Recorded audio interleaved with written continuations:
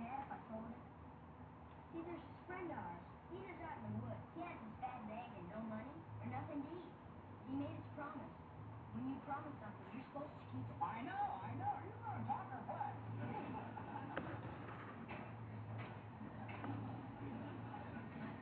I got your track, Barney. Looks like you lost. Well, of course I lost. How can a person play with you sitting there gabbing your head off?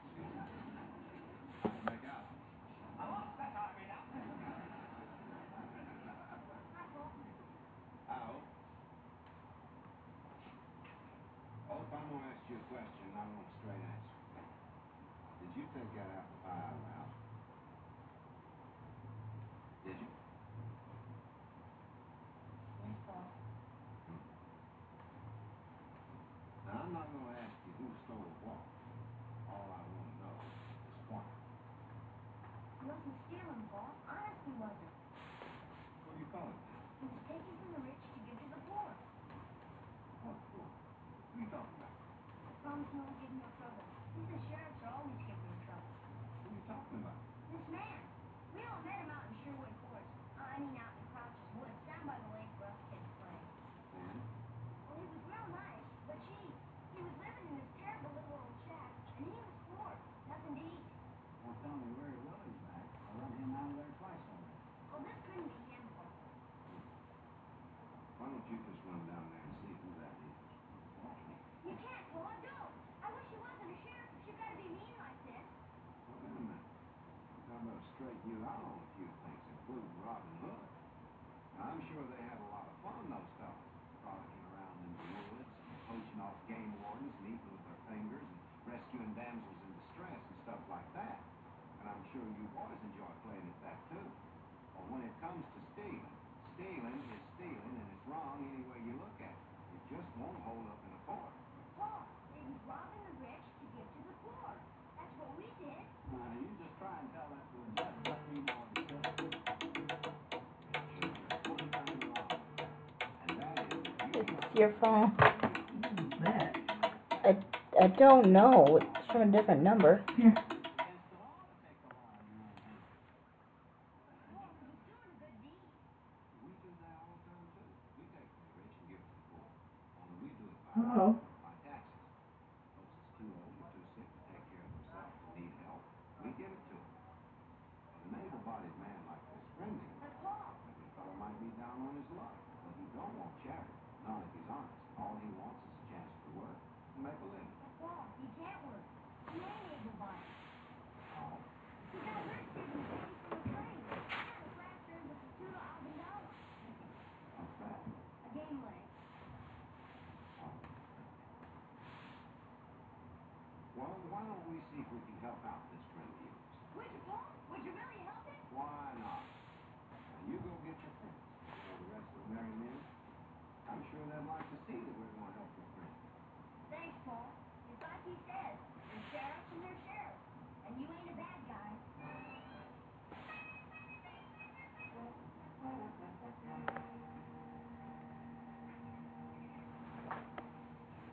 Hi. What's this? What's this? I thought my Paul to meet you. You did, huh? Howdy. I ain't done anything, Sheriff. Don't worry. Paul just wants to help me. That's right. And you sure do look like a fellow could use some help, too. Now, I'll tell you what we'll do. We'll just go into the county employment office, and I'm sure they'll have a job for you. Doing road work. No. I couldn't do any work like that. The boys will tell you. I tell them I got a bum leg. Remember, boys, I tell you about my... Yeah. Hey, that's really nice. Well, you just tell them that, and I'm sure they'll have a nice inside job for you. Oh, like maybe sitting behind the desk. Oh, no. I couldn't sit behind any desk. By the time I get you cramp in my leg. I can't move. Well, I think I know just the job for you. Being a night watchman. That way you can stand up, or sit down, or lay down. Just kind of change off. No, I couldn't do that. I couldn't do that. Well, why not? Well, the night work is bad for my leg. And, the night air, it's damp. Goes right into the bones. That's a pretty sensitive leg you got there. Oh, that it is. Well, I'll tell you what I'd suggest. Why don't you come on into town with us? We got a nice room you can stay in till you find the right kind of job. Oh, no, I couldn't do that here. It's mighty nice of you to ask me, but I got all my stuff here, and it'll take an awful lot of trouble to move it. And, Oh, it's no trouble. The boys will be glad to pitch in and help. Won't you, boys? Oh, sure. We can get this stuff in town into that nice room we've got for you. There's not that much. well, And we're going to stay right with you every minute till we find the right kind of job for you and your lady. Come on, boys. Pitch in and get this stuff done.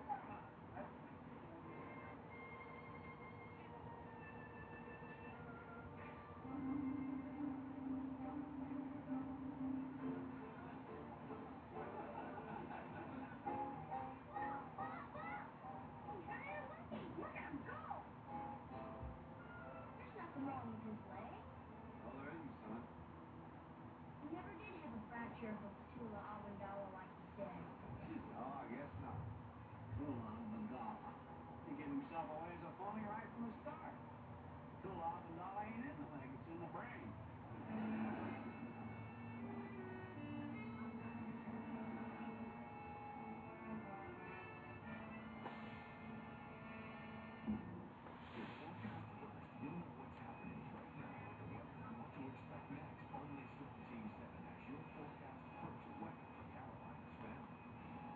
During Rooms to Go anniversary sale, $34 a month buys this comfortable 6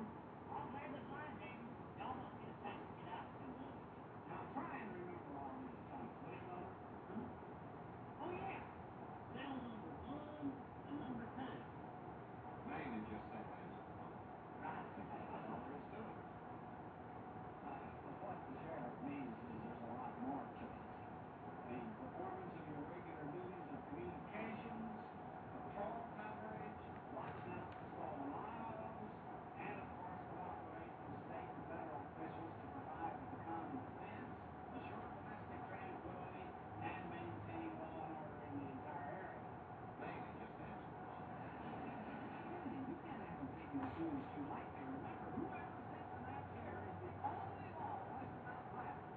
It's fine, buddy. Don't worry about it. One little picnic, two lovely young girls. They're all looking at each other. I'll see you at 5.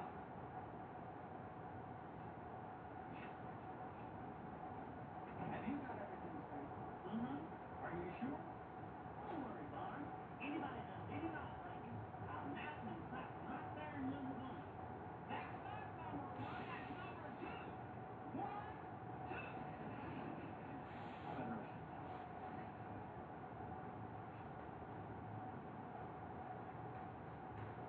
Mr. Young, don't tell me you're opening the bank on Saturday morning. Yeah, I got a bank on it. Seems like I've been working all hours of the whole time.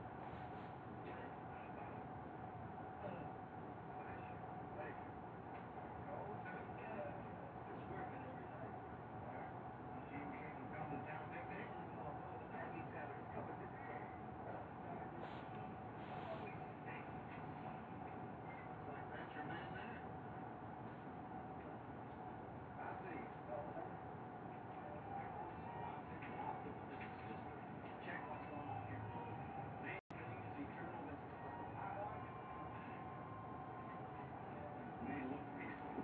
Remember the waiting time bears bitter fruit.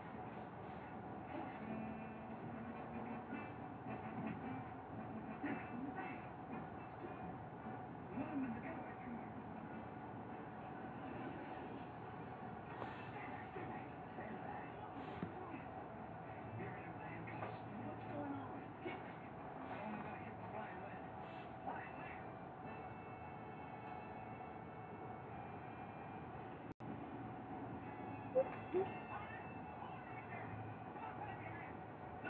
I always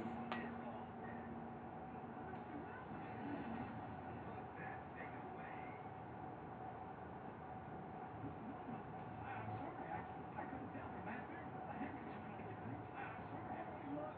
Bobby just caught this gunman trying to get into his own bag.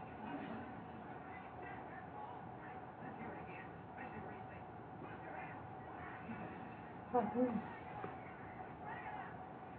Hands up, Sam Martin. Quiet. There we go, Joe. Here, Sheriff. Well, your deputy here just single-handed captured the president of the bank and pulled into work.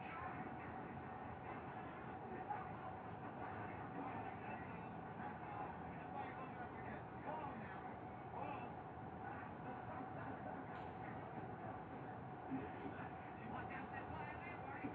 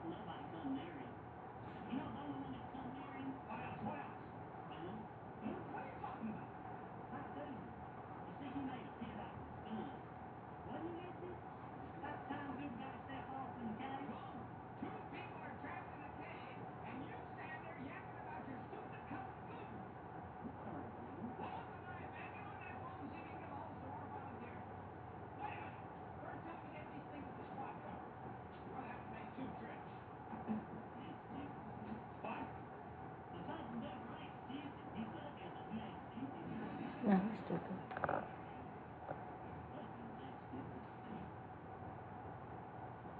Ready?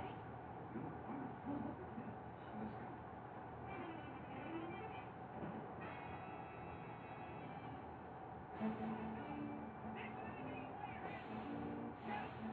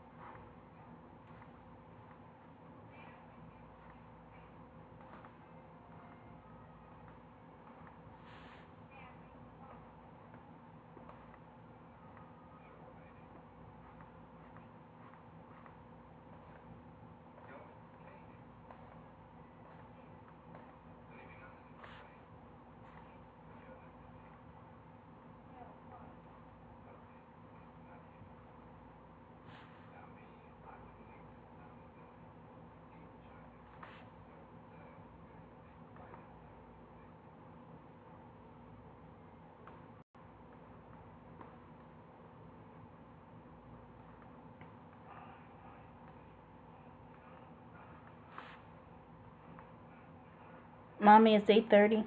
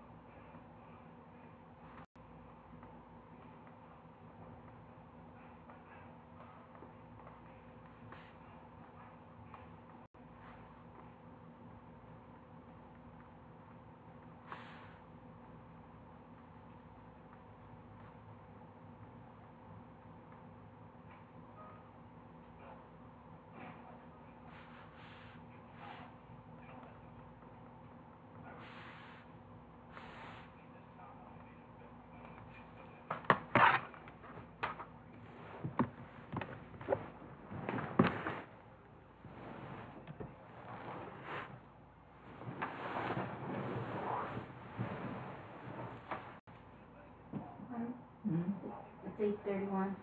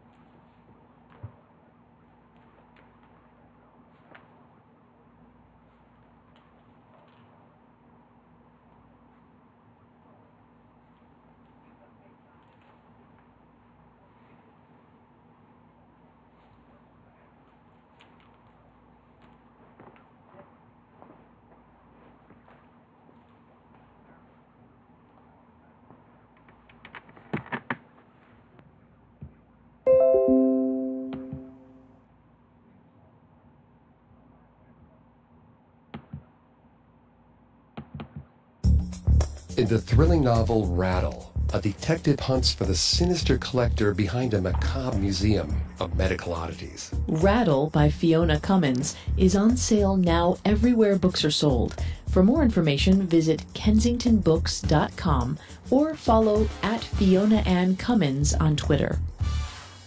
Thanks to BetterHelp, you can connect with a professional therapist anytime, anywhere. To learn more or sign up, go to betterhelp.com/cults. Enter the invite code CULTS to get your first 7 days free and show your support for the show. There's no shame in getting help because you are worth it. Due to the graphic nature of this cult's crimes, listener discretion is advised. This episode includes discussions of graphic material that some people may find offensive. We advise extreme caution for listeners under 13. Hi, I'm Greg Polson. And I'm Vanessa Richardson. And this is Cults. In part one of our investigation into Sylvia Meraz Moreno and her family, dubbed by Mexican media as the sect of Nacasari, we looked into the pre-colonial influences that contributed to the creation of the wildly popular folk saint, Santa Muerte, or Saint Death, whom the sect of Nacasari worshipped and ultimately killed for. We explored the Meraz family's biography and challenging socioeconomic situation, which culminated in Sylvia's leap from ardent Santa Muerte devotee to orchestrator of a human sacrifice to Saint Death, sometimes called the Bony Lady due to her skeletal appearance. In part two, we'll detail the remaining grisly crimes of the sect of Nacasari and investigate the community tip and investigation that eventually led to the family's arrests.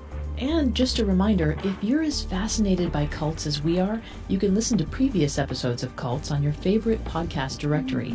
Don't forget to subscribe while you're there because new episodes come out every Tuesday. If you like what you hear, please leave a 5-star review wherever you listen. It helps people like you find us. You can also find us on Facebook and Instagram at Parcast and on Twitter at Parcast Network.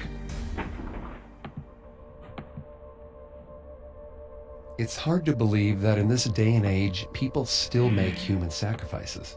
But the sect of Nakasari aren't the only ones who've latched onto and engaged in this bizarre and frightening practice. Blunt force trauma, slit throats, positions of bodies,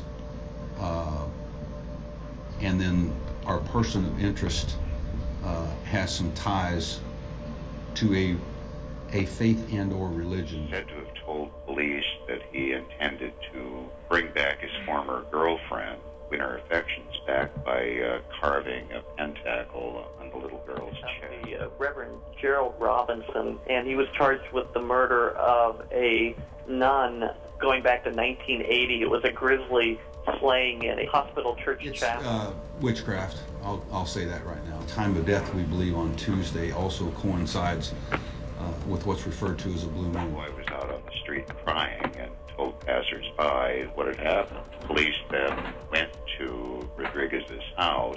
He wasn't there, but the little girl was with the 15-year-old. So they released her. Rodriguez came back with the incense and the candles he was going to use in the ritual, and they arrested him. The dispatch center received a call on the 10th from St. Mary's Church from one of the nuns who happened to be on scene, saying that we should come down and check out a woman who was acting erratically and was talking about sacrificing one of her children. An unhinged mother ranting about sacrificing her child, a ritualized murder beneath a blue moon, a nun's sacrificial slaying by a priest who was also accused of satanic sexual abuse. These are just a few twisted incidents of ritualized human sacrifice in the U.S. Unfortunately, there are also a number of prominent instances of human sacrifice from around the globe. In 2001, a case of human sacrifice was discovered in Britain when an unidentified child's body was found in the Thames River without a head, arms, or legs. Forensic experts who examined the body found traces of a poison known to be used in human sacrifice rituals. The poison causes paralysis, but doesn't dull pain. Meaning that the young John Doe felt everything, from the first cut until his death, as his captors dismembered him and drained his blood. Little John Doe has never been conclusively identified, his killers never caught. Albinos in countries such as Tanzania and Malawi are currently targeted for horrific human sacrifices. In certain communities, albinos are believed to be a punishment from the gods, or cursed, and should therefore be killed. In other groups, people with albinism are believed to have magical properties. They're hunted down and mutilated or killed for their blood and body parts, so the parts can be sold and used by witch doctors in spells and potions. The human rights organization Under the Same Sun released a report in January 2018 that documented 202 killings and 350 attacks of people with albinism, including mutilation, rape, abduction, and grave desecration across 29 countries. The report doesn't detail the reasons that each person with albinism was targeted, but the website for Under the Same Sun suggests that the most common causes of attack are discrimination, rejection from society, and superstition. Though globally, incidents of human sacrifice are widely condemned and fairly rare, the practice has by no means been eradicated. And the subjects of our story, Sylvia Merez Moreno and her followers, who happen to be 7 of her relatives, are a horrifying example of how human sacrifice still rears its ugly head when they were arrested in Sonora, Mexico in 2012. In the quiet Sonoran town of Nacazari de Garcia, Sylvia led her family in the commission and cover-up of 3 heinous murders on 3 separate occasions over the course of 2 years and 3 months. All because Sylvia believed the bony lady could protect her family and bring them peace, prosperity, and a better life. They took the lives of Sylvia's close friend and 2 10-year-old boys. how did Sylvia get the idea that the saint she was devoted to, Santa Muerte, required human sacrifices? The Mexican media claimed the sect of Nacasari was satanic, implying the worship of Santa Muerte was akin to devil worship. But does the blame for the family's heinous acts rest at Santa Muerte's feet? Or was Sylvia responsible for what they did? Well, in part 1, we recognize the relative secrecy of the cult of Santa Muerte prior to Saint Death's big coming out in 2001, when Doña Queta unveiled her life-size statue of Santa Muerte, which became a public fixture in Mexico City. After that, instead of hiding Santa Muerte charms under their shirts, many devotees started wearing them proudly. The undiscriminating folk saint became beloved by the dispossessed, narcos, and Mexican prisoners. While Santa Muerte had devotees across the socioeconomic spectrum, the wealthier among them tended to be quieter about their affinity for the oft-maligned Saint Death. And just a reminder, in the context of the phrase cult of Santa Muerte, the word cult simply refers to the group of devotees to a saint and doesn't have any intrinsically nefarious connotations. Santa Muerte's reach spread beyond Latin communities into other groups, and she was particularly appealing to LGBTQIA people of all nationalities, according to expert Andrew Chestnut. An estimated 5 million people followed her in Mexico alone, with 10 to 12 million devotees across Mexico, Central America, and the United States. The subjects of our episode, Sylvia Meraz Moreno and her family, found their way to Santa Muerte and to the extreme practice of human sacrifice not long after the turn of the century, and became known as the sect of Nacasari. Sylvia cooked up her potent beliefs through a powerful combination of isolation, desperation, and delusion. She harnessed the social power she wielded within her family system to coerce and indoctrinate her father, 4 children, live-in partner, and daughter-in-law into her plans. It bears noting that at the time of their first human sacrifice in 2009, Sylvia's son was about 25, and her daughters were 18, 17, and 12. There was also a 2-year-old in the family, though none of the reports we found identified the child's parents. Sylvia's middle daughter was either late in her 3rd trimester or had recently given birth. As you may recall from part 1, the Meraz family lived in makeshift shacks on the outskirts of town, without electricity or running water. The family was extremely destitute. While city government, the church, and some villagers offered the family aid, most people didn't want to be too close to the Meraz family. So really, the only thing the Merazes had to hold on to was each other. Though Sylvia's children, with the exception of the youngest, were technically old enough to think for themselves, that's not what happened. Vanessa's going to take the lead on the psychology here and throughout the episode. Please note, Vanessa is not a licensed psychologist or psychiatrist, but she's done a lot of research for the show. Thanks, Greg. It's difficult to grasp why Sylvia's children, especially her 25-year-old son, went along with her plans, but the fact that they did indicates the extreme level of dysfunction in the family. In part 1, we touched on Murray Bowen's theory around undifferentiated family ego mass, and how in that kind of family system, members are beholden to the unwritten rules of the family. They aren't free to act as individuals. That dynamic would have made it tough even for Sylvia's adult children to fall out of step with her. And even that's understating it. Clinical psychologist David Solani articulated the difficulties faced by abused and neglected children in a related but slightly different way than Bowen. Solani said in an interview with Columbia Press about his book Leaving Home, quote, "Unmet childhood needs do not go away, but rather accumulate over time, and stop the ongoing development of the child's or young adult's personality. As time passes, the individual's body grows up, but his personality remains fixated at an earlier stage of development." From what we know about the Meraz family, it really seems like Sylvia's kids' lives were dominated by need. The family's extreme poverty probably caused food insecurity, poor health care, and lack of safety. Yet the children always stuck by their mother and were never able to become independent of her. Unfortunately, their dependence on her reflects a dynamic that we've seen play out in other destructive cults. And as a parent, Sylvia was particularly well equipped to make her children dependent on her.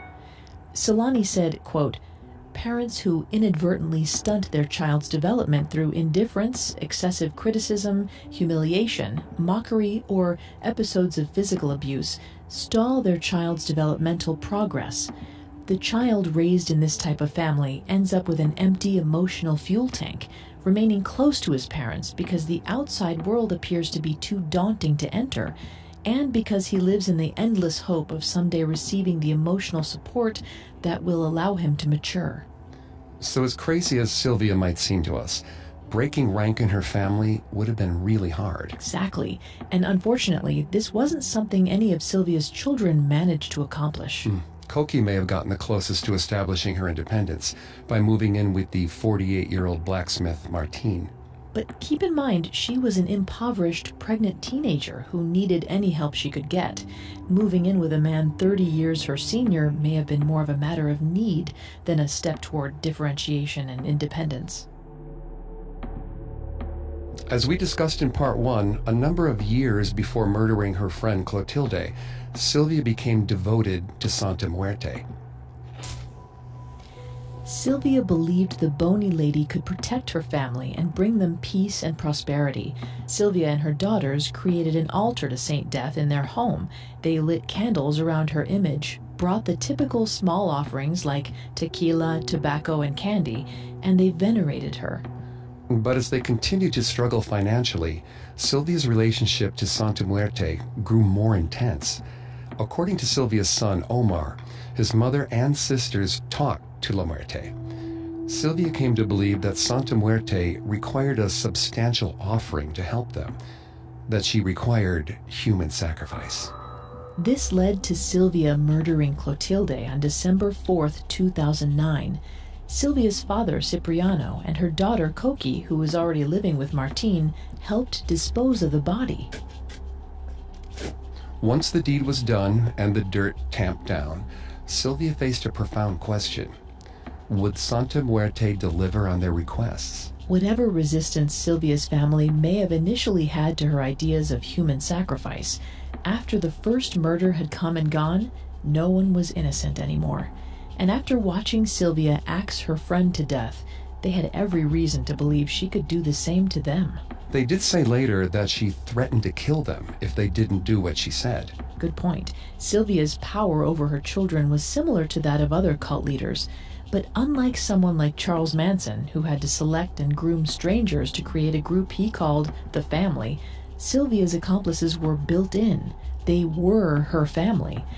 The psychological grooming that a cult leader or a sexual abuser employs is the process of befriending an individual and building their trust until they let down their guard and inhibitions and become easier to manipulate. But Sylvia's children had been reliant on her since birth. Right, which had made it that much easier for her to move them in the direction she wanted, even when that path led to murder. Months passed after Clotilde's death as she lay in her shallow grave near the family's shacks. If Santa Muerte bestowed favors on the Meraz family, they weren't enough to markedly change their fortune. Sylvia soon claimed that the bony lady wanted more blood. The family needed to make another human sacrifice. Sylvia told her family that this time Santa Muerte wanted them to kill a child, so that's what they'd have to deliver. Sylvia enlisted her son, Omar, to bring her a young boy. 8 months after Sylvia killed Clotilde on July 23, 2010, Omar walked Martine Rios Chaparro, nicknamed Tete, out of Nakasari's Al Asilo neighborhood. Tete had lived just 3 doors down from Koki and her partner, Martine Barone. 10-year-old Tete went willingly with Omar. Like Clotilde, Tete was familiar with the Merazes. He'd spent time at the family's shacks because he was family. Tete was the stepson of Sylvia's partner, Eduardo. Tete joined his stepfather's family under a nearly full moon. He had no idea he would never see the sunrise again. That night, the Merazes took Tete to a clearing not far from their shacks. They'd constructed a makeshift room with rope, scrap wood, and blankets for walls. The family was terrible at covering their tracks, but seemed to have learned that killing outside their house meant they didn't have to scrub blood off their walls and floor. At their new outdoor site, the Morazes nailed a picture of Santa Muerte to a tree and lit candles beneath it. They positioned Santa Muerte so she could watch over them while they committed murder in her name. They didn't want young Tete to suffer, so they decided to ply him with alcohol. They made him keep drinking until he was so intoxicated he fell on the ground. While the alcohol may have dulled the pain, Tete is sure to have felt what happened next. They made marks on his neck in preparation for the deed. Then Sylvia's youngest daughter, Yahaira, who was only 13, slit the 10-year-old's throat and stabbed him 30 times. They slit Tete's wrists and collected his blood. Some reports say that they beheaded the boy. After Tete was dead, they poured his blood on their altar to Santa Muerte, asking her to protect them and bless them with good health. They also asked her to let them know where there was money they could steal. Sylvia and Eduardo, Tete's stepfather, carried Tete's body to a nearby stream. They left him there, exposed to the elements and scavenging animals, less than 100 meters from their shacks. When Tete's mom and boyfriend reported him missing, the town went on alert. But no one made the connection between the missing 55-year-old Clotilde and the 10-year-old boy. Tete's mom and boyfriend were told by acquaintances that they'd seen the boy begging in the streets of Agua Prieta, a border town to the north. Tete's mom informed police, but Tete was never found. Unfortunately, that was the end of the investigation into his whereabouts. A local police official said, quote, "We had no reason to suspect it was a homicide." If only people had looked longer and harder for Tete, perhaps the Morazes' reign of terror would have ended. But left to their own devices, Sylvia and her family would kill again.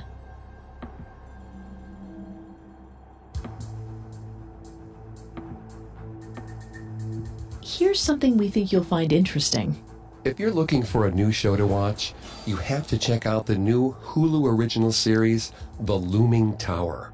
This new limited series is based on the Pulitzer Prize-winning book by Lawrence Wright. The show traces the rising threat of Osama bin Laden and how the rivalry between the FBI and CIA may have led to the tragic events of 9/11. The series follows members of the I-49 squad in New York and Alex Station in Washington, D.C., as they travel the world, fighting for ownership of information. But they seem to be working toward the same goal, preventing a devastating attack. Starring Emmy winner Jeff Daniels, Golden Globe nominee Peter Sarsgaard, and Tahar Rahim as Ali Soufan, The Looming Tower, available now only on Hulu. And here's something else we want to share with you. I went to the dentist last week, and the appointment went so smoothly. My dentist was so impressed with my teeth, thanks to Quip. Quip has combined dentistry and design to make a toothbrush that packs just the right amount of vibrations. Quip can suction to your mirror or its mount, which doubles as a hygienic cover. Its guiding pulses make it easy to brush just the right amount, and you never have to remember when to replace your brush heads with Quip's subscription plan. It's only $5 for every 3 months, including free shipping worldwide. Find out for yourself why Quip is backed by a network of dental professionals and was named one of Time Magazine's best inventions of the year. Quip starts at just $25. And if you go to getquip.com/cults right now, you'll get your first refill pack free with a Quip electric toothbrush. That's your first refill pack free at getquip.com/cults. Spelled getquip.com/cults. Now, let's get back to the story. Though Tete's mother still wondered where he was and mourned for her lost child, the town of Nakasari once again went back to its usual habits, the mysterious disappearances fading into the background. By March 2012, the Moraz family had grown. They'd added another child who was 1. Again, we don't know whose child it was, just that they now had a total of 3 young ones with them, ages 1, 2, and 5. The 2-year-old was Koki's kid. That same March, a year and 9 months after Tete's disappearance, another boy went missing.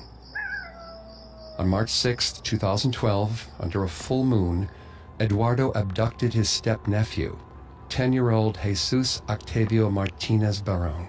While Octavio's parents worried about why their son hadn't come home, Sylvia and her family took Octavio to the same partial shelters where they'd killed Tete.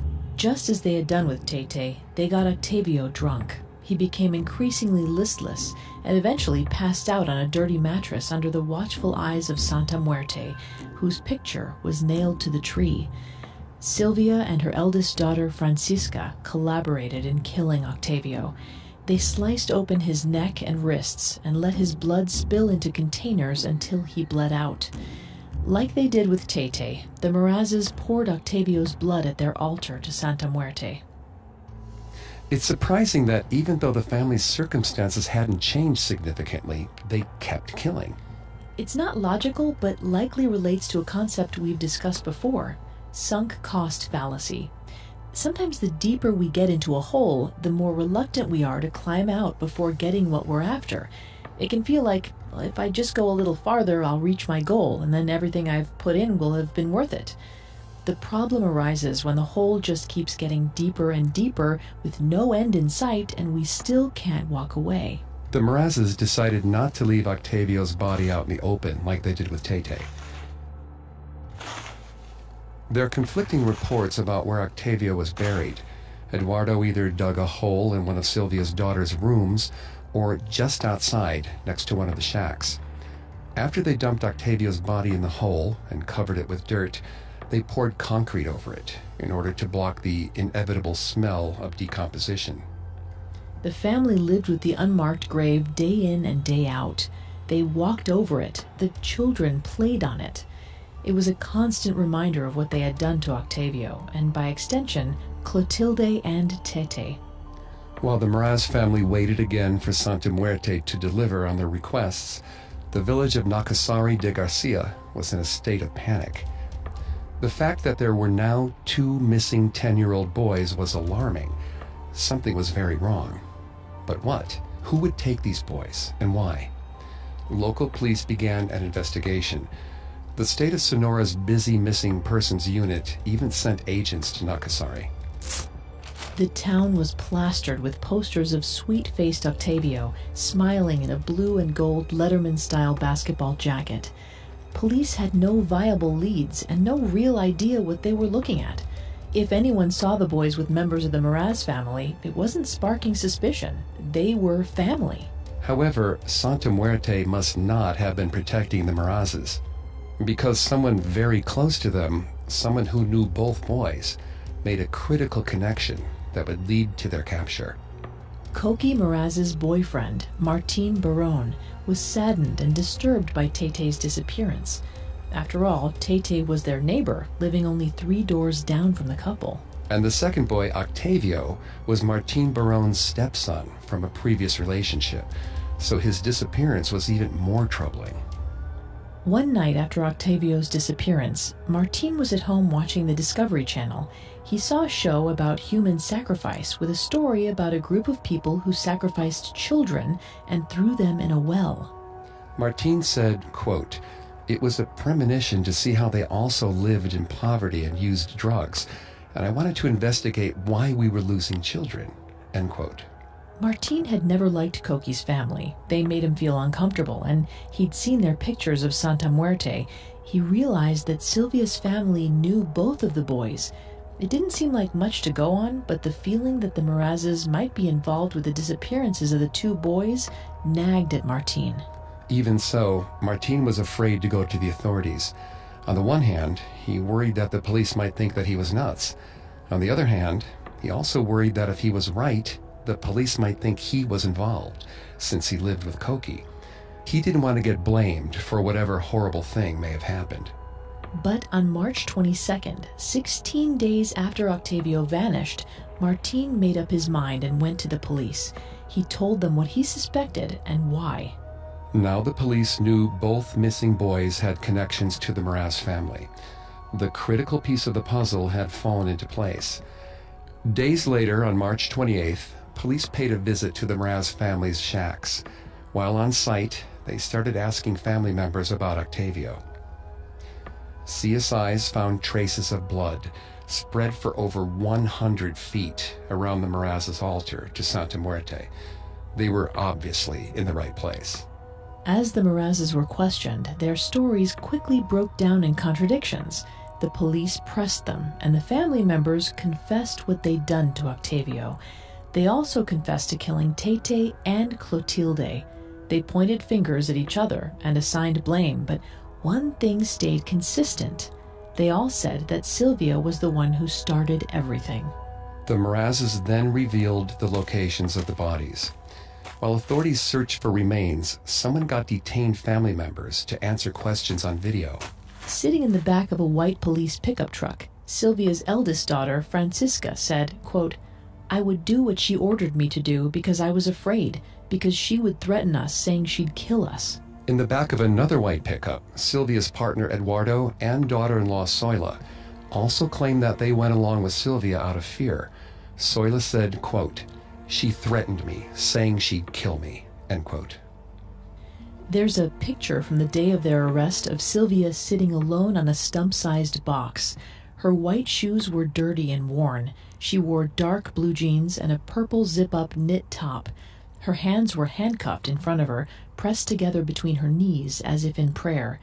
She stared at the ground somewhere just out of frame with a strangely placid but heavy expression. Police dug up Clotilde's tiny frame, still wrapped in a blanket. They searched the stream bed for Tete, but he wasn't where Sylvia and Eduardo said they'd left him. Police kept looking downstream and eventually found Tete's skeletal remains. He'd been washed away when the water was high and dropped again when the water level receded. They didn't find his head. In order to recover Octavio, who'd been missing just over 20 days, investigators had to break apart the concrete slab. Sylvia, 44, Cipriano, 83, Omar, Francisca, 21, Georgina, 20, Yahaira, 15, Eduardo, 37, and Soyla, 45, were shuttled from Nakasari back to Sylvia's birthplace, Hermosillo, the Sonoran capital, for booking.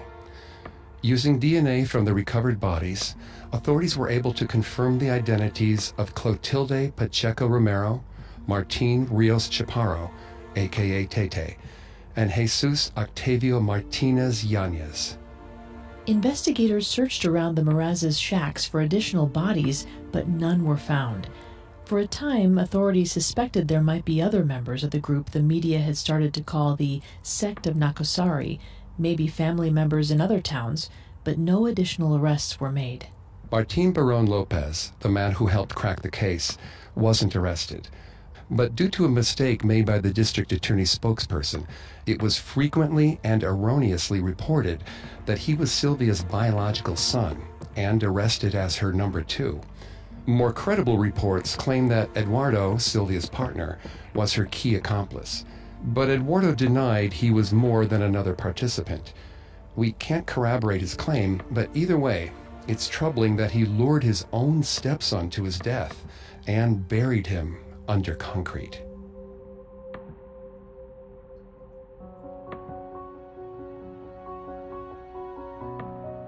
Time for a quick change of subject.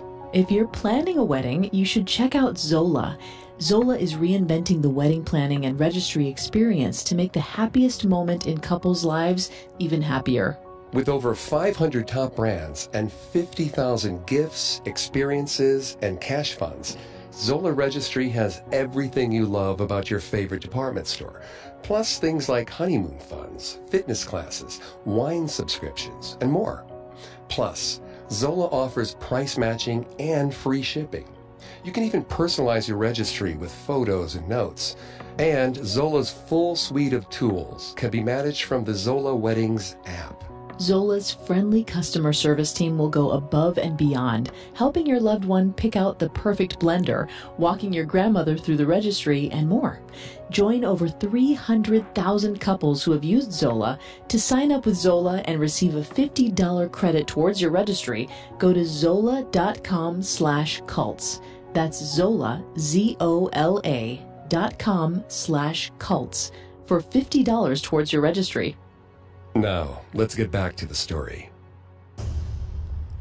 Something unique about the justice system in Mexico is that in high-profile cases such as the sect of the Nakasaris, the authorities make the suspects available during a press conference very shortly after their arrest.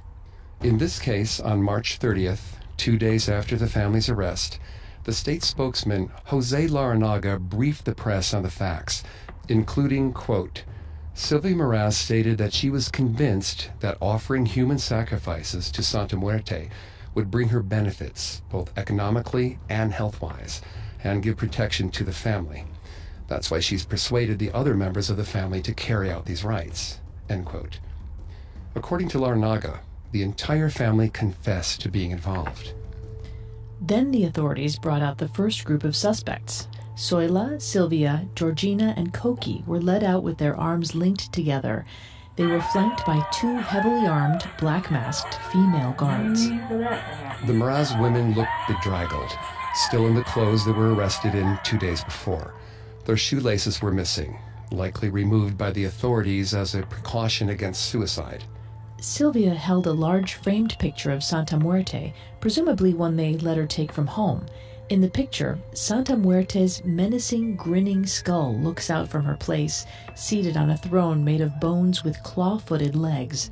She's wearing a red cloak, and a gold cross on a chain hangs from her neck.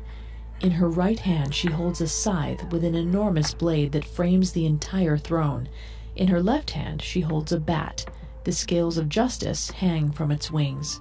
The text of the picture reads, quote, Saint Death Protectors, you know well, beloved Death, that danger and adventure are part of the way I transit in this life.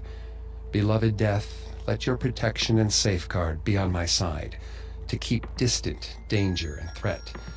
Allow, my beloved Death, that the eyes of my opponents may not see my presence, nor the hue of my footsteps that covet your temple, where majestically you wait patiently for the end of time.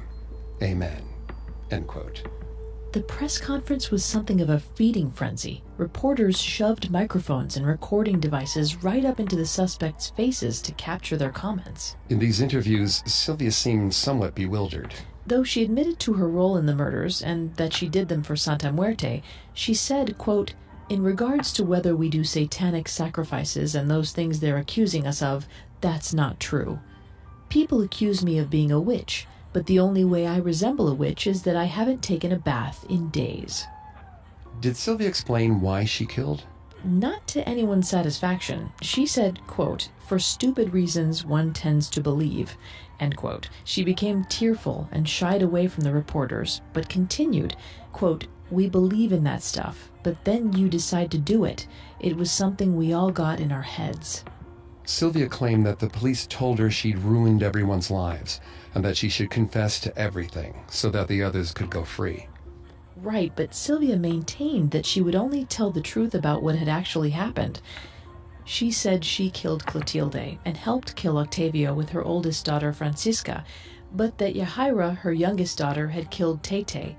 This all lined up with the other family members' statements. The authorities took the women away and brought out the men, Cipriano, Eduardo, and Omar. They were handcuffed and flanked by armed guards. Omar told reporters that Sylvia and his sisters were the ones who talked to Santa Muerte. He claimed that when he brought Tete to his mom, he didn't know she planned to kill him. Omar made it sound like the men didn't know very much about what the women were up to. About Tete, Omar said, quote, my mom had him killed. La Muerte would ask her to do that, end quote. The reporter pressed, but who would actually kill them?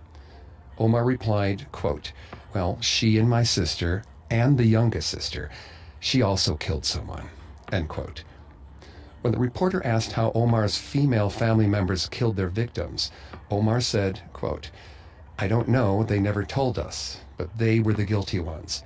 La Muerte would ask them to kill and to cut their head off, end quote. Eduardo also spoke to reporters. He insisted that he didn't know when he was arrested that one of the murdered children was his stepson. Eduardo claimed that he believed Tete had been kidnapped.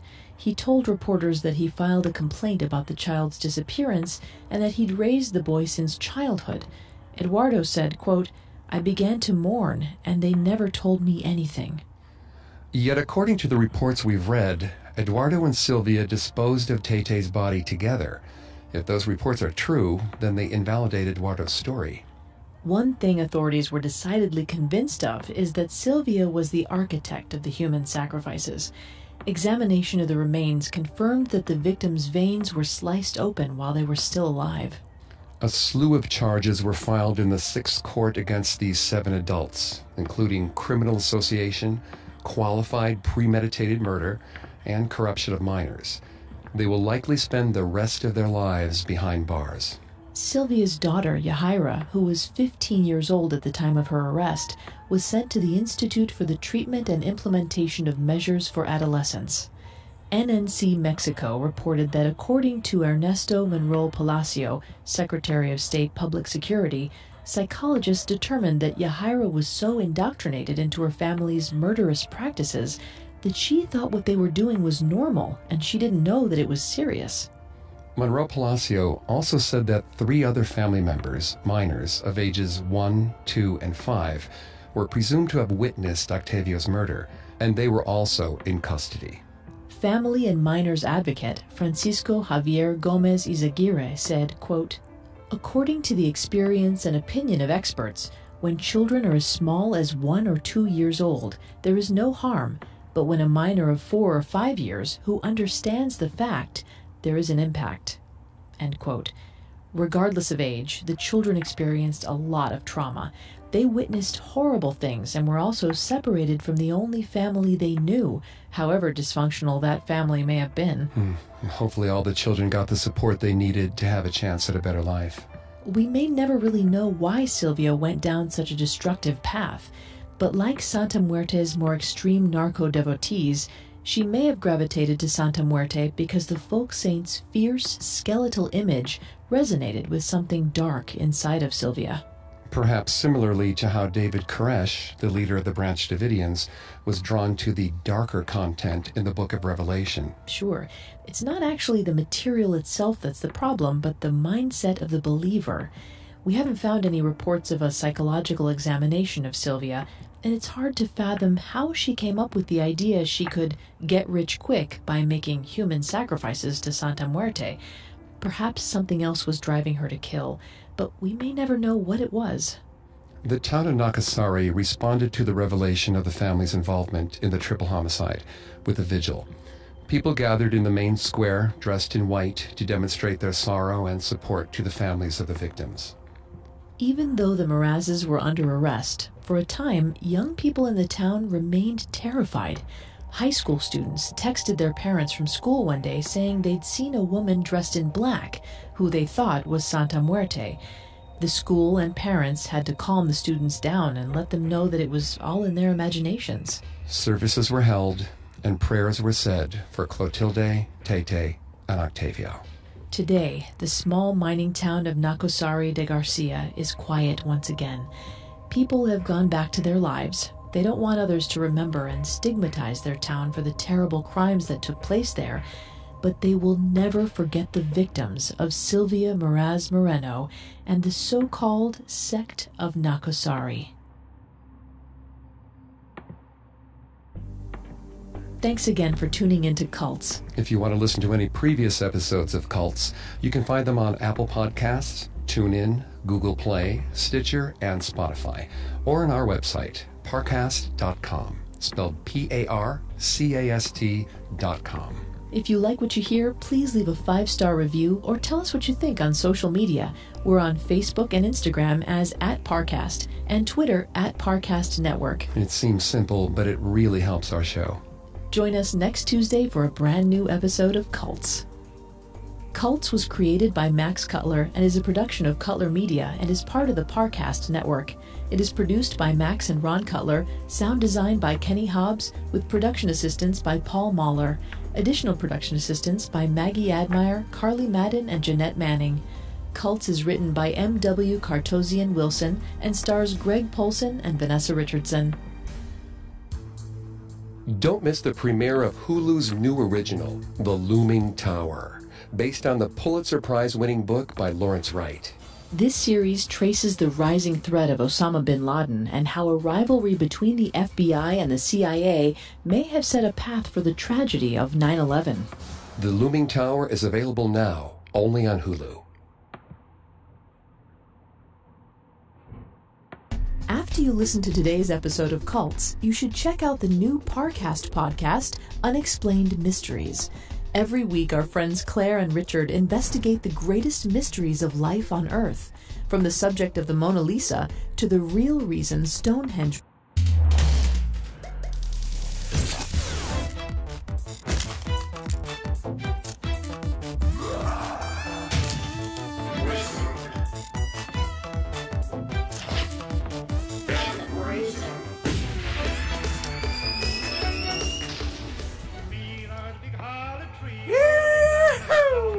Are y'all gamers ready for the rootin' tootin' down home caliente, sweet and spicy, most delicious episode you ever done seen?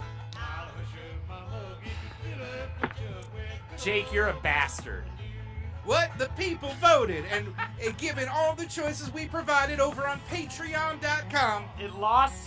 Street Fighter lost in a Patreon poll to Mountain Dew and Doritos by 2 votes, and therefore my week was ruined. All I wanted to do an episode on Street Fighter. Why won't you give it to me, listeners? Why won't you let me have it? I had to sit here and learn about democracy and fucking all the different. I have a list of the flavors of Doritos.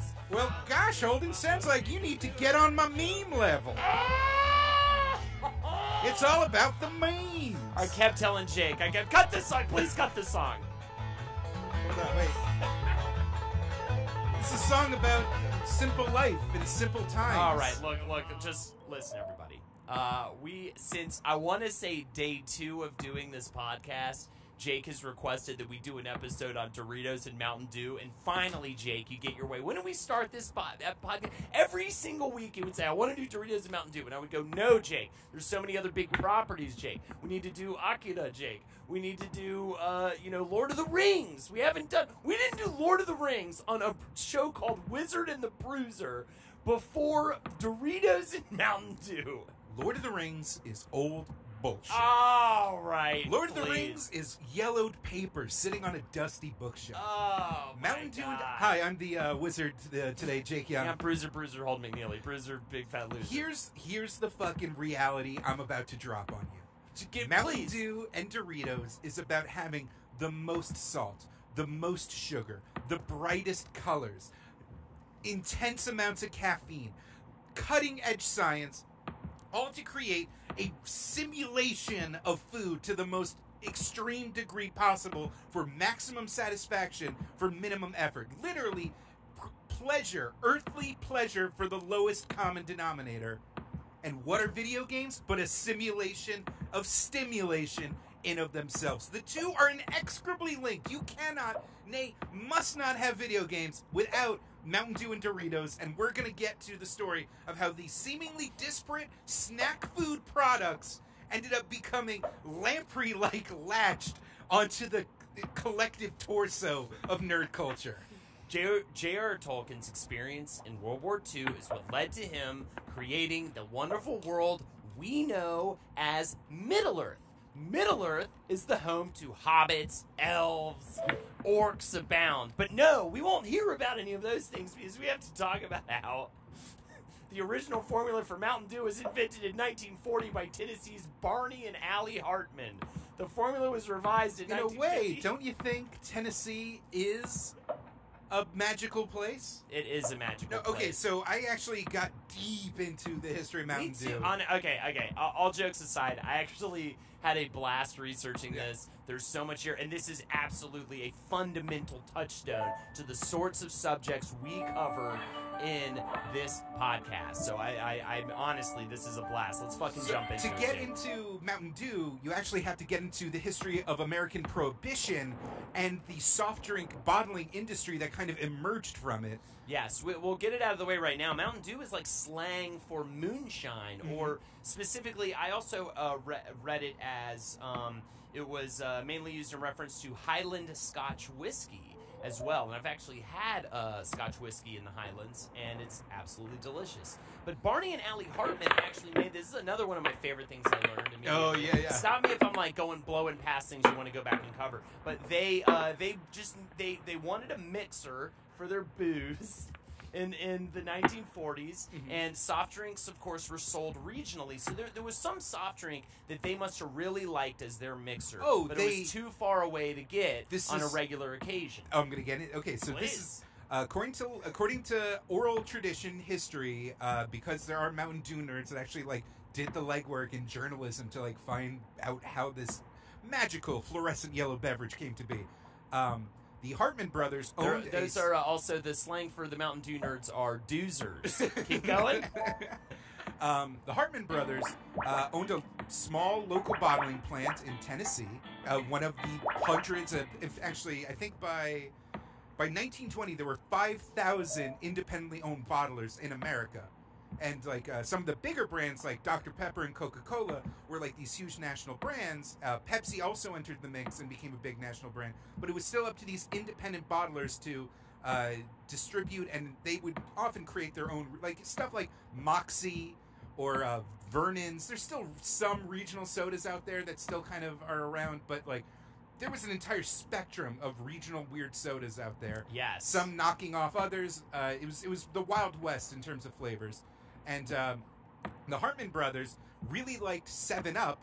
Oh, that was the drink? That was the drink. So the original formula for Mountain Dew did not resemble Mountain Dew as we know it now. It was a kind of kicked up homemade version of 7-Up that was explicitly made to be mixed with whiskey, because they also had an incredible drinking culture at the Hartman plant where like everyone would go get shit-faced after hours. Hell yeah, they would. One of the key ingredients to help Mountain Dew kind of kick it up a notch over 7-Up was that it contained larger amounts of lithium salts. Oh, because is that horribly bad for you? It's lithium, like the kind you get when you have a mental health issue. Oh. It was added to early versions of 7-Up. If you look at old bottles, it was bib label. That would explain my Nana's medicine cabinet. Go on. Lithiated lemon lime soda. So as a nice pick-me-up, at the end of a long, hard day, you would just drink some lithium lemon soda with some cheap whiskey and really just drown out your troubles. And it was a regional soda brand distributed by Hartman, the Hartman Brothers bottling plant, for about 10 years, and it didn't shake the world. Like, it was just another lemon lime soda. They were just a couple of soda nobodies. Yeah. You know. At a certain point, they passed laws, and you couldn't have poisonous metals in your soda anymore. Man, things just ain't like they used to be, huh? I mean, you used to be able to really kick it up a notch with your soft drinks and your lithium. Charles Gordon and William Schwartz. Should we talk about them? Because they come into the scene right around now. They met the Hartman brothers on a train, which, of course, is how most people made big business deals back in the day. They would just get together on a train.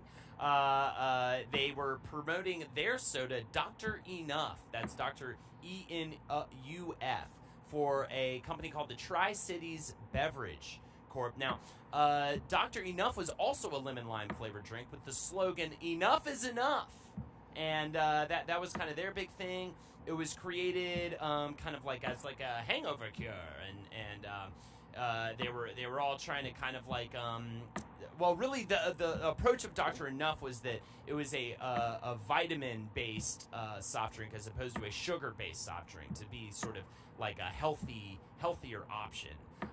So they formed a Tri-City Beverage in order to sell Dr. Enough, and then they meet these two, And they decide, to go into business together. So the Tri-Cities Beverage Co. made a deal with the Hartman Brothers to bottle Mountain Dew until they were acquired by the Tip Corporation. So this is sort of how we're getting into the thick meat of the Mountain Dew franchise history. So the Tip Corporation is, they sold Tip Soda, which was like a kind of okay cola brand. Grape drink. Oh, yeah. It's a grape soda. It was a knockoff of Grapette, I think, was another thing.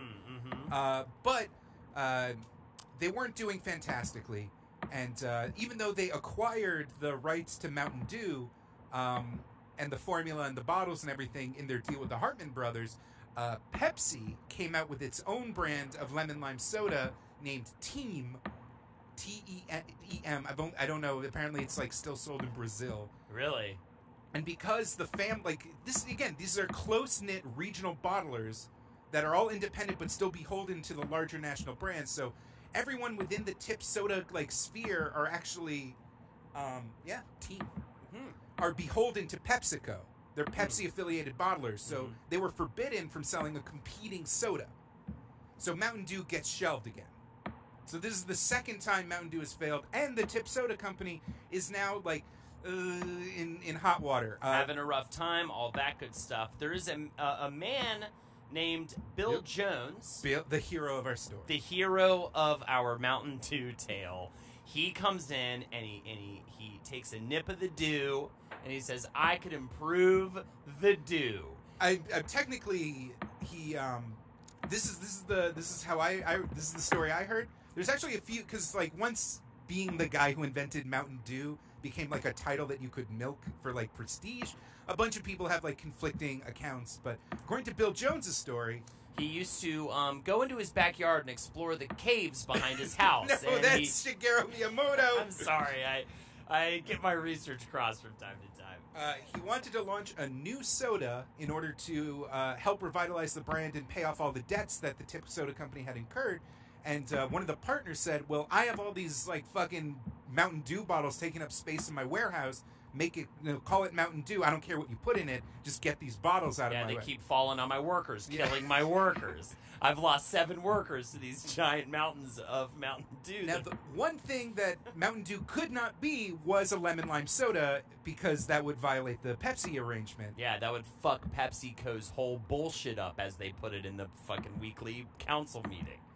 It's the cola of a new generation. Fuck your bullshit, Pepsi. So Bill is constantly working on formulations in his homemade laboratory.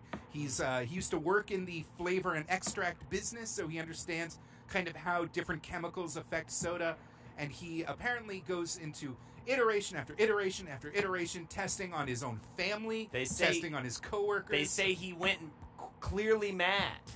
He used to pretend his cats were dead relatives of his, and certain things like that. He was sort of a strange man. He tried to build an airplane. Turned out it was just a car that he stapled wings onto. He was a dude. Do you have a citation for that? I'm looking in my notes, and I didn't see anything about cat airplanes. He claims that he knew a witch as big as the moon, but everyone said that was probably incorrect as well, because how would you hide such a woman? So over the course of 3 years, Bill kind of settles on a very specific vibe for what he's going for. He wants it to be citrus flavored. He wants it to be reminiscent of kind of a fresh orange.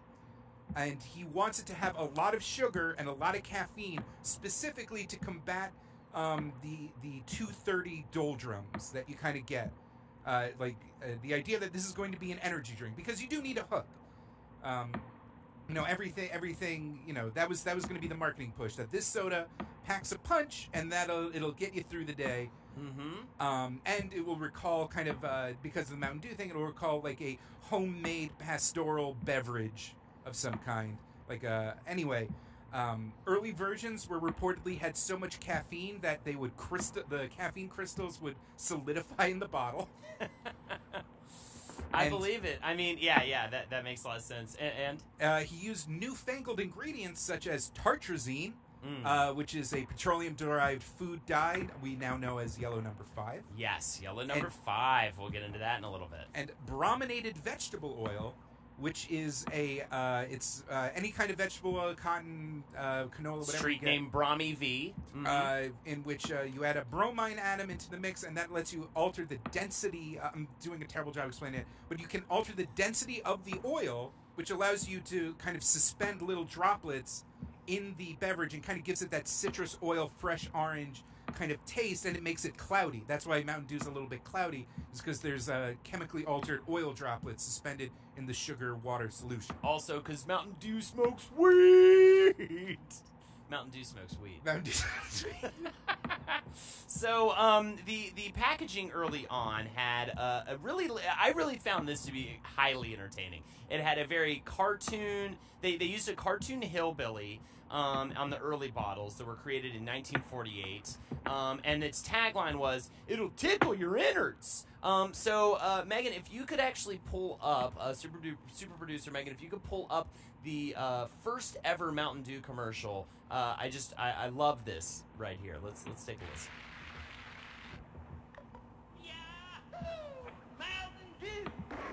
Oh, beautiful Sal was a stone-hearted gal, refusing to bill or to coo.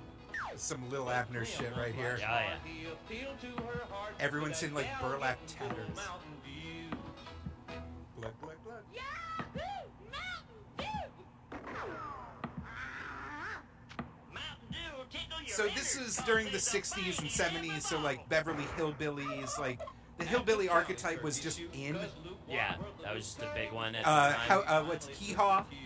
I love This Hee is Haw very, as a kid. so this ad campaign is very... I legit want to do an episode on Hee Haw at some point in this show's history. The soda immediately becomes popular, and Pepsi buys the formula. They swoop in and buy the formula. Acquires the brand, and then they end up shifting the focus. And again, I love this line right here. They shifted the focus to a younger, outdoorsy generation. So they got the younger part right to where it is currently, but the outdoorsy part, of course, very incorrect to today's time. But yeah, so that's kind of where Mountain Dew starts. Should we talk about the storied history of Doritos? I don't know. Let me just get a little...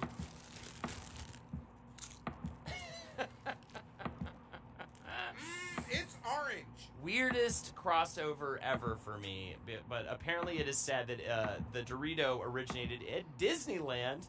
There's two, right? There's There's two accounts. There's two different accounts. I like the Disney World version. Yeah, the Disneyland one's a lot of fun. Disneyland, right. It's a place called Casa de Fritos, which is now called the Rancho del Zocalo in Disneyland.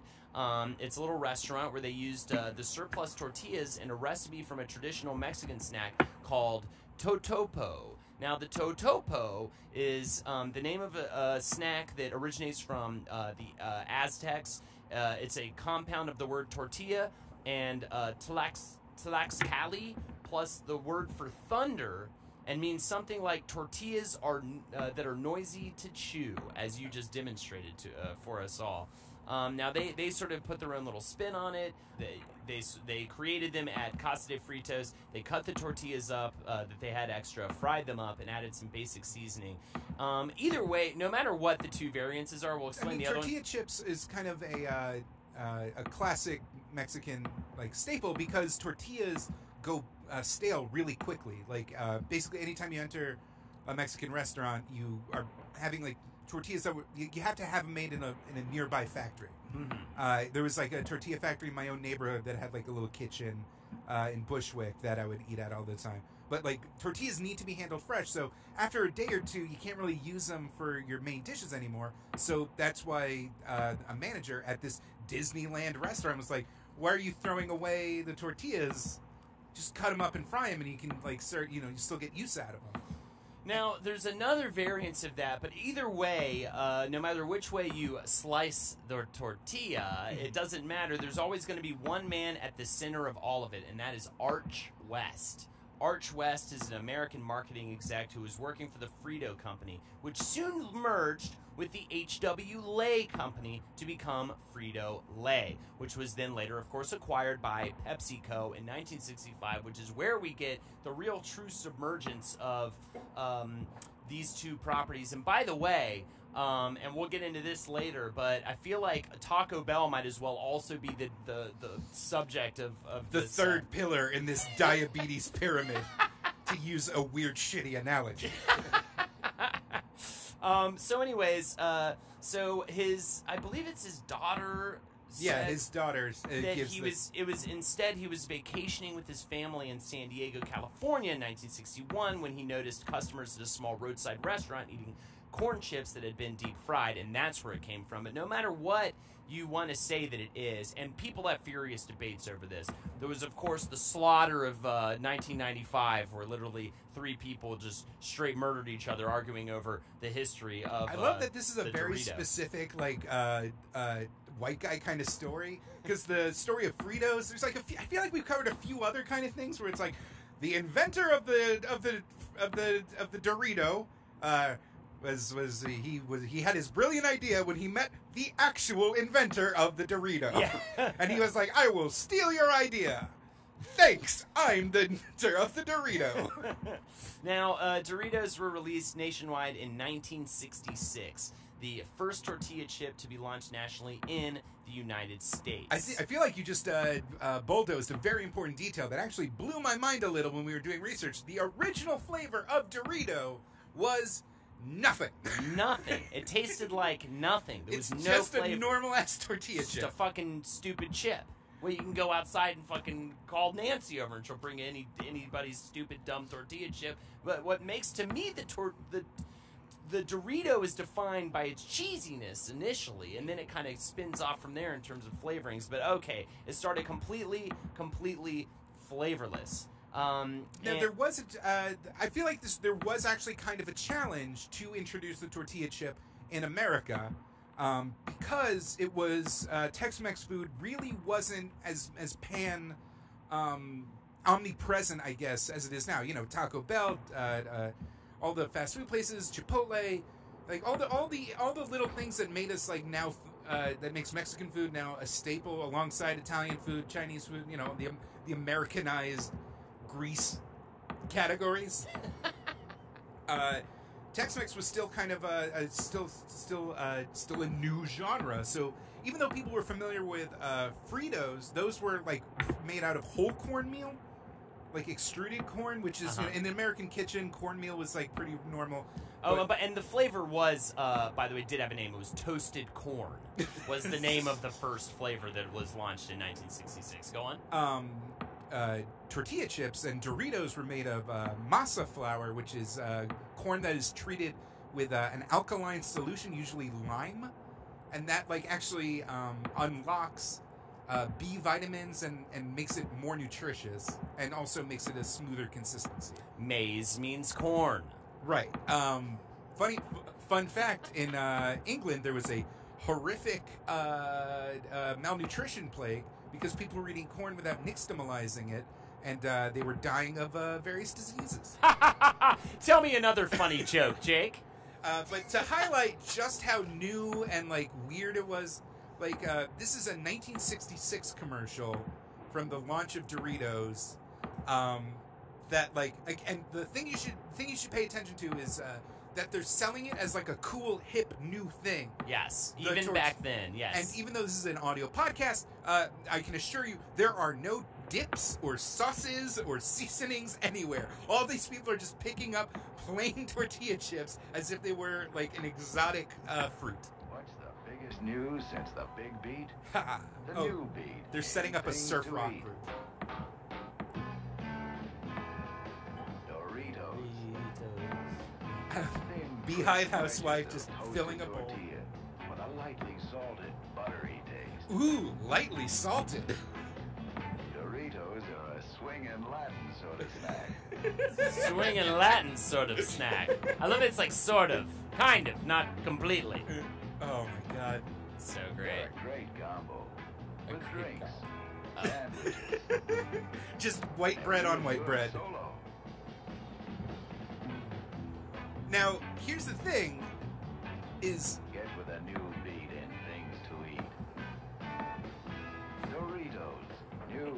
So even though it's lame now, that must have been... Even though it's lame to watch now, that was like that was trying to appeal to the youngsters. That was a bold, new, like daring kind of deal. Because tortilla chips were a bold, new, like kind of thing. They had to like and they were loud. They were loud to eat, you know. And I think that was a big part of it that made it like kid-like. Yeah, right. What? I don't know what you're talking about. They you know, they scream when you eat them, and they sort of say they defy the listener to not hear the crunching. Also, the name Dorito is derived from the Mexican Spanish word doradado, meaning golden brown. So there you go. We learn something every day. Now they did get a little crazy after the year one.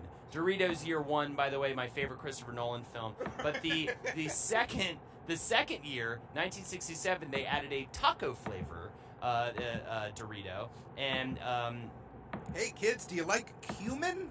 So consumers criticized the snack because it was marketed as Mexican, but it was not spicy enough for that sort of marketing. So that's when they sort of started. But I think they really hit their stride in 1972 when they started distributing the nacho cheese flavored Dorito. Now, before we kind of get into the more, like, because we're about to get into the sexy, extreme 90s and all of the wonderful marketing that goes into that, all the different flavors. We have so much more to talk about with this subject. And, of course, the relationship that Mountain Dew and Doritos has to gaming. But why don't we take a second and just talk about our personal relationship to these things, as we always do, Jake. Every week we cover a topic and we kind of give our personal relationship to these different things. So for me personally, I think when I was a little kid, I really loved Mountain Dew for a minute, but then I realized it was giving me headaches, so I stopped drinking it. But I did like it for a little while. I love how you're doing all this Foley work, unscrewing the bottle and up against the microphone. Right now, Jake, of course, is drinking a Diet Mountain Dew. Tastes like poison. Yeah, I don't know why you got Diet. It's metallic in my mouth. And eating some nacho cheese Doritos. I remember when it was nacho cheesier, but either way. But I still to this day love nacho cheese Doritos. Now I'm gonna go ahead and throw it out there. I'm a bit of a chip purist. I'm a basic B when it comes to my chips. Okay, I like Ruffles with ridges, plain lay, like, you know, just normal Lays. Generally, like the only flavor I usually go with is maybe a barbecue flavor or Doritos. And I will tell you this: pretty much every time I go to a bodega and get like a deli sandwich, which I used to do all the fucking time before I got into a relationship, and Lexi taught me the art of cooking at home. Salad. Yeah, of eating a salad at home and not fucking going to the bodega every time you're hungry. But every time I do that, I almost always get nacho cheese Doritos. I love nacho cheese chips, nacho cheese Doritos. They are phenomenal, and to this day, I still enjoy them.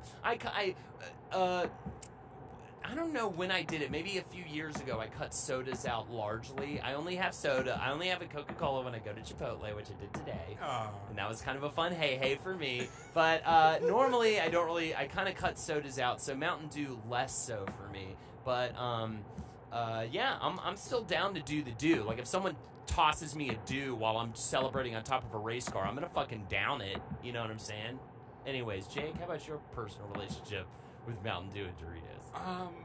I have always enjoyed a Mountain Dew. Are you getting emotional right now? Ever since I was a fat child, I dreamt of becoming an even fatter man. Today, in front of you, I like to celebrate the fact that my blood is poison. No, Mountain Dew is incredibly sweet. It's incredibly smooth. It's there's very few challenging flavors happening there, and it has a caffeine punch that when you're a kid, nothing else. I mean, I'm sure, obviously now, I guess these days, like, kids will just slam a Monster Energy or something now. But yeah, this was before, and there's some stuff to talk about with energy drinks too, with AMP and everything, but this was like before the big energy drink craze. This was kind of the closest thing you had to Red Bull or Balls. If you remember, do you remember Balls? I remember Balls Guarana. I actually loved Balls. Please isolate that audio. Didn't Balls have grippies? It had Benoit beads all over it, right? yeah. So that even your shaking hand would be able to grip onto it and take more of it. My nerdiest friend in the entire world is like, to this day, always has Doritos in his apartment.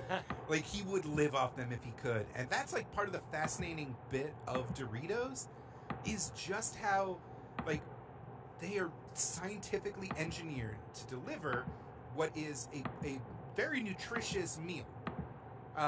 Simulated. Like, a plate of nachos has vegetables, beans, meat, fat, like all these things on like a base of tortilla chips. It is primal food. With intermingling flavors, and my mouth is watering. MSG and all this stuff going on. And Doritos puts all of that in an orange powder in a 50-cent bag in a foil pouch. And to do that requires an insane amount of science, so that you are hungry. Your body is like, I need meat and vegetables and protein and carbs and vitamins and all this stuff. But you reach for the Doritos, and your brain's like, yeah, this is good. All right, close enough. And the way that, like, it always has to evolve and always has to, like, revitalize itself with new flavors and new formulas, just to, like, make sure that you're always thinking about Doritos, is very, because it doesn't have caffeine. It's not physically addictive. Do you have a favorite flavor of Doritos? In the 90s, I was one of those Cool Ranch weirdos. Fuck you. Yeah. I'm sorry. No, honestly, I was a nightmare person. Seriously, yeah, fuck yourself. Yeah, it's just so tangy. It's so tangy. Yeah, I couldn't get down with that. I couldn't get down. I mean, is Cool Ranch not a thing anymore in Doritos? It's still there.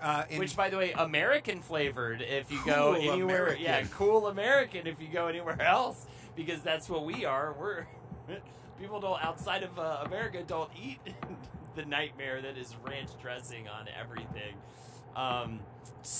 You just slammed a do. I did the do. I did a do.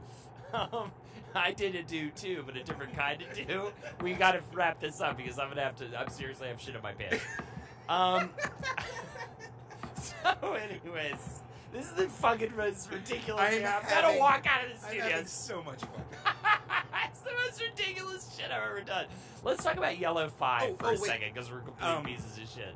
Yeah.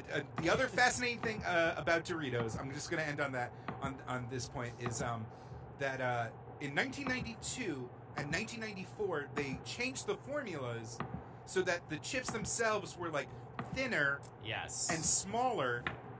And they updated the seasoning formula, and they continue to update the seasoning formula. Now they don't make a big deal out of it, but Doritos will like update the ingredients list and like change things all the time. Mountain Dew claimed it would update the ingredients after like enough countries were like, "Hey, a lot of this stuff is poison." Yes, Where is it?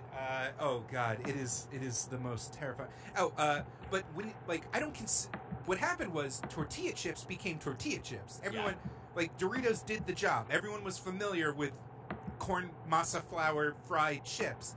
So now, like, I don't consider a Dorito a tortilla chip. It's its own category now. Yeah, it's its own bizarre animal.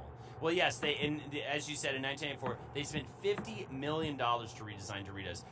They did make them thinner, but they also made them larger. So they made them 20% larger, 15% thinner, and rounded the edges of the chips. You'd stop cutting your mouth up. And I have noticed a difference. That I remember my mouth would get all ripped to pieces eating some Doritos. Because you can't be too mindless with them pointy bits. That's exactly it. It was the result of a 2-year market research study that involved 5,000 chip eaters. That's a lot of chip eaters. It was also given more seasoning, which resulted in a stronger flavor, and I did notice that it got a bit cheesier. Also in 2002, Frito-Lay eliminated trans fat from Doritos. That's cool. Yeah. Did they get rid of the... I'm sure they added 18 other different kinds of fat. Disodium guanylate? I don't think so. What about... that still will kill a spider, I believe, if you feed it to it. Yeah, I mean, it's not the... It's not the actual ingredients that like scare me, because like I know maltodextrin is just like some sugary stuff they got out of corn. I'm not like, oh, the children, but like it's the sheer number of ingredients that really freaks me out. It's a lot. Now Doritos, there are like actual jokes made about how many ingredients are found on a package of Doritos because it's so obscene. Because like it's everything from the spice mix to the preservatives to the stuff in the cheese powder to the stuff in. There's like 18 different fillers because it has to stay fresh. I wrote down the ingredients for Mountain Dew. I did not write them down for Doritos. That's how many there were. So, and speaking of Mountain Dew, for the ingredients in Mountain Dew, we've got carbonated water, high fructose corn syrup, concentrated orange juice, citric acid, natural flavors, which always throws me off, like be more specific, sodium benzoate, caffeine, sodium citrate, erythorbic acid, gum arabic, you find that in a lot of stuff. A weird, really big word, ethylene-diamine. Okay, this is my favorite ingredient. Okay. Acid. Yeah. It's on the label as my favorite sodium... ingredient, by the way, is sodium citrate. Go on, Jake. So, calcium disodium, EDTA on the label. It says to protect flavor. It literally has to say, like, don't freak out, this is to protect flavor. Dude, I went to Joshua Tree and did some EDTA, and I'll tell you what, I saw like all my ancestors. Anyways, keep going. And that is short for you tried to. I also am going to try and say it because this is something that blew my mind. Yeah. Ethylene diamine tetraacetic acid. And by the way, that's all one word, and he maybe even made it sound like it's not as long as it looks. Look at this word. It's obscene. It's the most obnoxious word I've ever seen in my life. And by the way, fuck you, Dr. Roger, or whatever the scientist's name is that created the word for this type of acid. What kind of high horse are you living on that you got to give us a word that's 18 syllables long for a damn acid? Just call it doobie acid. Or fucking, fucker acid, or something stupid like that with your dumb big words. I got a problem with scientists, Jay. I'm saying it right now. I don't like them. Well, you'll be thankful for someone who has drank enough Mountain Dew, that as you have, that EDTA is in Mountain Dew, because the brominated vegetable oil, which again gives it the cloudy appearance and smooth, like citrusy flavor, and the ascorbic acid and citric acid, which is added to increase like the tart kind of acidity of the beverage. When they interact with each other, they produce benzene. Oh. A known carcinogen. Wow, that's crazy. Benzene is bad for you. Yeah. So the sodium EDTA was added specifically so the two flavors don't become a bitter cancer juice. And of course, who could forget? Oh, by the way, shout outs to brominated vegetable oil, because I didn't get there. And I'll tell you what, Mountain Dew puts the bro in brominated. And then, of course, Yellow 5, a.k.a. tartrazine. Now, you might remember that if you were a child of the 90s, while you were busy watching My So-Called Life and fucking, what else did they do in the 90s? Talking on Instant Messenger. I was in my own child grunge band. What was the name of your child grunge band? Diapies in Heaven. In the 1990s, there was a big rumor circulating that consumption of Yellow 5, specifically in Mountain Dew, had adverse effects in male potency, testicle and penis size, and sperm count. In other words, it'd make your dick small, yo. Or your testicles small, or your sperm's dumb. Or your sperm is stupid. Anything that a man can feel ashamed of. Now, there was no documented cases supporting the claim that tartrazine will shrink a penis or cause it to stop growing. So that was all kind of rolled back. Now I mean, I say we get into now that I've brought up the 90s, we can move on to the many promotional campaigns that we saw from both of these juggernauts of the junk food world, and how they became synonymous with gaming. I mean, as best as we can tell, because the natural evolution of these two iconic figures in junk food, it kind of was a smooth transition. It was kind of an obvious transition, but of course, it was marketed as such all the while. It's the fact is that both these brands are owned by the multi-billion-dollar PepsiCo Corporation. Absolutely, and PepsiCo had also a partnership with Taco Bell, which was like the broiest of the, I can't remember, because PepsiCo owned Taco Bell too, but then it's spun off. But I think they still do stuff together. I'm not sure. Yum Brands or whatever. Yeah, Yum Brands. So, anyways, quick shout out to Amp Energy, or Mountain Dew Amp, as it was originally called. That was launched in 2001 and changed its name in 2009 to just Amp Energy. 8.4 fluid ounces of Amp contains 74 milligrams of caffeine, which is astounding. I like Mountain Dew Kickstart, which is the Yes. weird brand they introduced for like drink it in the morning. It's fine. It's not sad. I will read off a list of Mountain Dew flavors at some point. It is obscene, and I didn't even write down all of them. It is obscene how many different flavors of Mountain Dew there have been in existence since the 60s. But I think things really got crazy. Actually, this is more in the 2000s with Dewmocracy. But I absolutely love. Before that, we've got 2004. PepsiCo conducts extensive research to develop a beverage with a taste and color to perfectly complement Taco Bell food products. And of course, you already know what I'm talking of, listener. Baja Blast enters the scene in 2004. So turquoise. Taco Bell was given a 10-year exclusive rights period. You couldn't even get the drink in any of its partnership stores. You could only get it at Taco Bell. It wasn't bottled or anything. The drink was incredibly successful, and many other new beverages were introduced at Taco Bell, including a new Taco Bell exclusive Mountain Dew Sangrita Blast, which is a non-alcoholic sangria-flavored Mountain Dew. That sounds fucking disgusting. Have you tried any of these? I never ate at Taco Bell growing up, so I didn't have the opportunity. What? I was a Jewish kid. We couldn't do it. Wait, why is it? It's not kosher. Oh, yeah, that's true. And I think the one vegetarian item, especially in the 90s, was like a bean burrito, which was literally just like a wet envelope of mush. I've brought up my friend Pat many times. Super producer Meg is nodding in agreement that the bean burritos at Taco Bell are envelopes of mush. Yeah, my buddy Pat, who I've mentioned I think before on this podcast in different forms of fashion. Generally I would be spending the night at his place on a Friday night in middle of high school. And the Saturday morning ritual, he had a house full of reptiles. He owned a ton of reptiles and stuff, thus leading to a lot of my origins, I feel like. This is all a part of my origin story. So on Saturday, the thing we would do is we would go to the pet store and get mice to feed to the reptiles, mice and crickets. And then we would go to Taco Bell. We'd eat the food in the car. Maybe go to a music store, maybe go to like a guitar store, and then go home and feed all the mice and eat the Taco Bell. And it was just a big feast in the apartment, just ravenous. So that's how